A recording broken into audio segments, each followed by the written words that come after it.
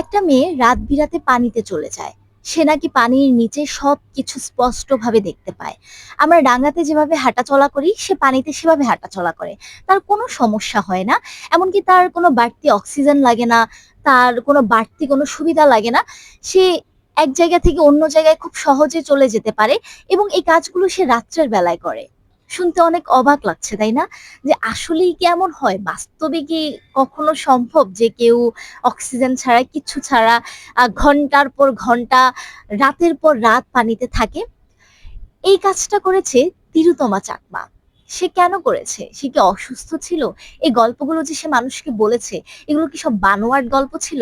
নাকি সত্যিকার অর্থেই সে পানিতে এভাবে থাকতে পারত? আর আমি বা কেন এখন তিরুতমা চাকমার কথা বলছি? তার আগে একটু বলি, আপনারা কি পাহাড় ভালোবাসেন? আমার মনে হয় এর উত্তর হবে আমরা অধিকাংশ মানুষই পাহাড় পছন্দ করি। কিন্তু আমরা কখনো পাহাড়িদেরকে নিয়ে ভেবেছি? আমরা কি কখনো চিন্তা করেছি যে সমতলের মানুষেরা যতটা অধিকার পায় বাংলাদেশী নাগরিক হিসেবে, পাহাড়িরা কি ততটা অধিকার পায়? তাদের কি ওভাবে কথা বলার সুযোগ আছে? সত্যি কথা হলো আসলে তারা পায় না, ওরকম সুযোগ তাদের নেই। তবে আমরা সমতলের মানুষেরা এটা নিয়ে তেমন একটা ভাবি না। আমিও আসলে বইটি পড়ার আগ পর্যন্ত এরকম কোনো চিন্তা ভাবনা করিনি। গত ২ দিন আগে আমি একটি পোস্ট দিয়েছিলাম ফেসবুকে আমার একটা পাহাড়ি বন্ধুদেরকে নিয়ে। কমেন্ট সেকশনে আমি পাহাড়িদেরকে নিয়ে অনেক রকম অনেক মন্তব্য পেয়েছি। তো এই মন্তব্যগুলো আসলে কমন। আমি নিজেও যখন পাহাড়িদেরকে চিনতাম না, জানতাম না, তখন তাদেরকে নিয়ে আমার নানান রকম চিন্তা ভাবনা ছিল। কারো কারো কাছে পাহাড়িরা অনেক হিংস্র। তবে পাহাড়িরা ঠিক কেমন, তারা কি কি অধিকার থেকে বঞ্চিত হয়েছে, তাদের জীবনযাত্রা কেমন, এই সম্পর্কে আপনারা খুব সুন্দর একটা আইডিয়া পাবেন লেখক ওয়াসি আহমেদের লেখা কার্পাস মহল এই বইটি পড়লে। আমি আবার বলছি, বইটির নাম হচ্ছে কার্পাস মহল, লিখেছেন লেখক ওয়াসি আহমেদ। এই বইটির কাহিনী শুরু হয় তিরুতমা চাকমাকে দিয়ে। তিরু চাকমা সে এমন একটা মানুষ যে জলে অনেকক্ষণ থাকতে পারে, কিন্তু আমি যখন প্রথমে বইটি পড়া শুরু করি তখন আমি বুঝতে পারি যে লেখক সত্যি কথা বলছেন, যে তিরুতমা চাকমার সাথে এরকম হয়েছে, সে পানিতে অনেকক্ষণ থাকতে পারতো। তাকে আসলে পানি মানবী বলা যায়, সে ডাঙার চেয়ে পানিতেই বেশি স্বাচ্ছন্দ্য বোধ করতো। তারপর আমি বুঝতে পারি, বইটি যখন আমি একদম শেষ পর্যায়ে আসি তখন আমি বুঝতে পারি এই জলে থাকার পেছনে ঠিক কতটা করুণ কাহিনী রয়েছে। লেখক এই জলে থাকা বলতে কি বিশাল একটা মানে জিনিসপত্র আমাদেরকে বুঝিয়েছেন, সেটা আপনারা আসলে বইটি না পড়লে বুঝতে পারবেন না। এখানে আমরা দেখতে পাই দুটি কাহিনী, একটা হচ্ছে বিনিতা চাকমা আর একটা হচ্ছে তিরুতমা চাকমা। তিরুতমা চাকমা হচ্ছে বিনিতা চাকমার দাদি। তো এই দাদি নাতিন নাতনির কাহিনী আমরা দেখতে পাই সমান্তরালে এগোয়। বিনিতা চাকমা এমন একটা মেয়ে, বিনতি, যে আহ, ঢাকায় যেতে চায়, যে বড় কিছু করতে চায় এবং সে ঢাকায় যায়। ঢাকায় যাওয়ার পর তার কিছু পাহাড়ি সংগঠনের সাথে পরিচয় হয় এবং সে দেখতে পায় যে পাহাড়িরা আসলে অনেক কিছু থেকে বঞ্চিত। তাদেরকে যতই বলা হয় যে তারা আমাদের সমান অধিকার পাচ্ছে, এরকম কিছু আসলে পাচ্ছে না, বরং তাদের জায়গাগুলো কেড়ে নেওয়া হচ্ছে। এই যে মানুষরা, সমতলের মানুষরা সেখানে যাচ্ছে, গিয়ে তাদের মতো পাহাড়ির নাম দিচ্ছে, ইচ্ছা মতো রিসোর্ট বানাচ্ছে, এটা সেটা বানাচ্ছে, মানে পাহাড়িদেরকে কোনো পাত্তা দিচ্ছে না। তাদের যখন যা মন চাচ্ছে তাই করছে। তো এগুলো নিয়ে বিনীতা চাকমা কথা বলার চেষ্টা করে, সংগঠনে গিয়ে কথা বলে, লেখালেখি করে। এক্ষেত্রে সে আবার মৌসুমী হামিদের সাহায্য পায়, শায়লার সাহায্য পায়। আবার আমরা এখানে তার রুমমেট সিতারাকে দেখতে পাই। তো বিনীতা চাকমার এই ঘটনাগুলোতে আমরা দেখতে পাই যে যখনই কেউ কথা বলেছে তখনই তাকে চুপ করে দেওয়া হয়েছে। এই যে কল্পনা চাকমা, যে পাহাড়িদের অধিকার নিয়ে কথা বলেছে, আহ তাকেও হুট করে হারিয়ে যেতে হয়েছে। এখন কি সে সত্যিকার অর্থে গুম হয়েছে, নাকি সে নিজের স্বেচ্ছায় গা ঢাকা দিয়েছে? এই কথাগুলো আপনারা আসলে এই বইটি পড়লে জানতে পারবেন। এবং এখানে লেখক গল্পের ছলে ছলে অনেক সত্যিকার জিনিসপত্র আমাদেরকে দেখিয়েছেন। আমার কাছে মনে হয়েছে আমরা যেগুলো নজরে রাখি না বা আমরা যেগুলো এড়িয়ে যাই, লেখক সেগুলো নিয়ে কথা বলেছেন। তিনি একটু ভিন্ন ধর্মী লেখা লিখতে চেয়েছেন। তো এখানে বিনীতা চাকমার আমরা একটা জার্নি দেখতে পাই, যে কিভাবে সে পাহাড়ের একটা সাধারণ মেয়ে থেকে বিপ্লবী মেয়ে হয়ে যায়, বিনতি থেকে সে কিভাবে সকলের বিনীতা চাকমা হয়ে যায়। তারপর আমরা পাশাপাশি তিরুতমাকে দেখতে পাই। তিরুতমার সুন্দর একটা প্রেম কাহিনী আমরা দেখতে পাই।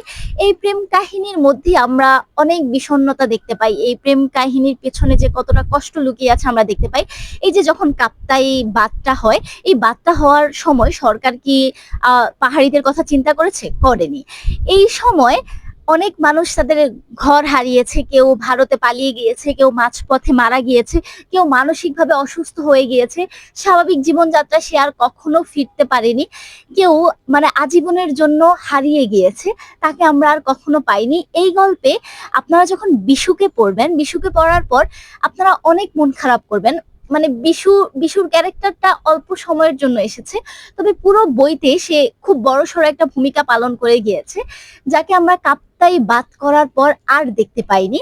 তো লেখক এখানেই কাপ্তাই বাদের মানে এই কাহিনীটা শুরু হয় মূলত এভাবেই যে কাপ্তাই বাদের করার কারণে যে কতগুলো পরিবার ছন্ন ছাড়া হয়েছে, কতজনের স্বপ্ন শেষ হয়ে গিয়েছে, কতজনের সোনার সংসার ভেঙে গিয়েছে, এগুলোকে আমরা সমতলের মানুষেরা কখনো চিন্তা করিনি। তো এই ব্যাপারগুলো লেখক তার বইতে খুব সুন্দরভাবে ফুটিয়ে তোলার চেষ্টা করেছেন। এবং আমরা একটা মেয়ে দেখতে পাই যে তিলোত্তমা, যে অনেক চঞ্চল একটা মেয়ে, যার অনেক গল্প মানুষের মুখে মুখে, সেই তিলোত্তমা চাকমা একটা টাইমে এসে খুব শান্ত হয়ে যায়। সে মনে হয় যেন সে একদম হারিয়ে গিয়েছে, এরকম একটা ব্যাপার। এই জিনিসটা আমরা আবার বিনিতার ক্ষেত্রে দেখতে পাই। সে একটা টাইমে এসে সে তার বেভে মানে তারা দাদিকে বেভে বলে, উচ্চারণটা কেমন যেন। তো সে এসে শেষ সময়ে তিলোত্তমার জিনিসপত্র খোঁজে, তার মধ্যে আশ্রয় পেতে চায় যে সে কি কি আসলে ফেস করে গিয়েছে, এবং যারাই কথা বলতে চেয়েছে, যারাই বলেছে, তারাই একসময় হারিয়ে গিয়েছে। আমাদের এই বিনতি, সেও কি হারিয়ে গিয়েছে, নাকি তাকেও গা ঢাকা দিতে হয়েছে এই সমতলের মানুষের আক্রমণ থেকে বাঁচতে? সে যখন কথা বলে তখন তাকে একটা মিথ্যে মামলা দেওয়া হয় এবং তাকে বলা হয় বারবার হাজিরা দেওয়ার জন্য। একটা টাইমে গিয়ে সে বুঝতে পারে আসলে যে কথা বলে কোনো লাভ হবে না, বা এটা নিয়ে আমি আসলে কথা বলতে পারবো না। কিন্তু শেষ পর্যন্ত কি সে কথা বলেছে, সে কি লড়েছে, নাকি সে কল্পনা চাকমার মতো একটা টাইমে গিয়ে হারিয়ে গিয়েছে, সেটা আপনারা এই কার্পাস মহল বইটি পড়লে বুঝতে পারবেন। এই বইটির বিস্তৃতি আসলে অনেক বেশি, আমি হয়তো সবটা ঠিকঠাক ভাবে ফুটিয়ে তুলতে পারিনি। তবে এখানে আপনারা যে আদিবাসীদের জীবনযাত্রা, তাদেরকে যে এক সময় গিয়ে বলা হয়েছে যে তোমরা বাঙালি হয়ে যাও, তোমরা পাহাড়ি থেকো না, এই কথাগুলোর পেছনে যে কত নির্মম গল্প লুকিয়ে আছে, কত মানুষের আত্মত্যাগ লুকিয়ে আছে, সেগুলো আপনারা এই বইটি পড়লে বুঝতে পারবেন। এবার আসি এই বইটির আমার কেমন লেগেছে। আমি তো আগে মানে প্রথমেই বলেছি যে আমি এই বইটি পড়ে আমি অনেক কিছু চিন্তা করেছি, অনেক কিছু ভেবেছি, যেটা আমি আসলে আগে কখনো ভাবিনি। এই ধরনের লেখা আমি পড়েছি, কিন্তু এত এত গভীরে গিয়ে কেউ ভেবেছে পাহাড়িদেরকে নিয়ে, কেউ এভাবে সত্যিটা তুলে ধরেছে, সেটা আমি পড়িনি। তবে এই বইটা লেখক চাইলে আরো আরো বেশি গভীরভাবে ফুটিয়ে তুলতে পারতেন। তিনি দুটো সময়ের গল্প বলেছেন, কিন্তু আমার মনে হচ্ছে শেষে এসে কেমন একটু খাপছাড়া লাগলো, মানে একটু বিচ্ছিন্ন লাগলো শেষ সময়ে এসে। এবং এই বইটিতে এত পরিমাণে তথ্য যুক্ত করা হয়েছে, যদিও তথ্যগুলো দরকারি ছিল, যার কারণে বইটি পড়তে অনেক সময় লেগেছে। একটা সময় মনে হয়েছে যে বোধহয় শেষ করতে পারবো না এরকম।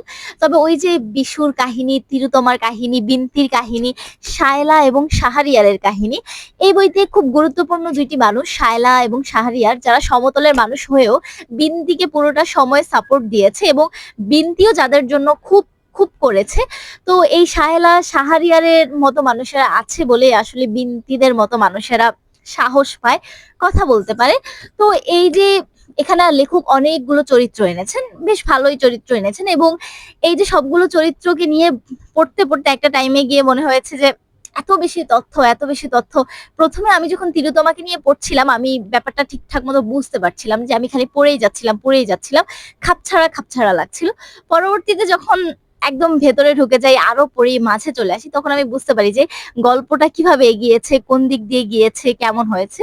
তো আপনারা যারা পাহাড়িদের সম্পর্কে জানতে চান, বা পাহাড়িদের যে জীবন যাপনের পিছনে কতটা কষ্ট থাকে, তাদের যে অধিকার নিয়ে তাদের যে একটা লড়াই, সে ব্যাপারে জানতে চান এবং একটু ভিন্ন ধর্মী কিছু পড়তে চান, তারা এই বইটি পড়তে পারেন। আশা করি আপনাদের ভালো লাগবে। তবে আগেই বলছি, এটা কিন্তু আমার কাছে মনে হয়েছে যে একটু স্লো, আমার পড়তে বেশ সময় লেগেছে, আমি শেষই করতে পারছিলাম না। যদিও এর পেছনে আমার নিজেরও কিছু সমস্যা ছিল, আমি নিজে অসুস্থ ছিলাম, তারপর হচ্ছে একটু সমস্যা ছিল, যার কারণে হয়তো এরকম হইতে পারে যে আমার মন মানসিকতা ঠিক ছিল না, দেখো আমার পড়াটা আগাচ্ছিল না। তবে আমার কাছে মনে হয়েছে যে একটু স্লো ছিল, অনেক বেশি তথ্য ছিল। তো যাই হোক, আপনারা চাইলে এই বইটি পড়তে পারেন। বইটি এসেছে কথা প্রকাশ প্রকাশনী থেকে, এবং এই বইটির মুদ্রিত মূল্য হচ্ছে মুদ্রিত মূল্য ৬০০ টাকা। বইটি প্রকাশ হয়েছে জানুয়ারি ২০২৬। যাই হোক, আপনারা এই বইটি পড়তে পারেন। কাপ্তাইয়ের পেছনে, এই জলের পেছনে যে কত মানুষের চোখের জল লুকিয়ে আছে সেটা জানতে হলেও আপনারা এই বইটি পড়তে পারেন। তো আজকে এই পর্যন্তই। ভালো থাকুন, সুস্থ থাকুন, বেশি বেশি বই পড়ুন। আল্লাহ হাফেজ।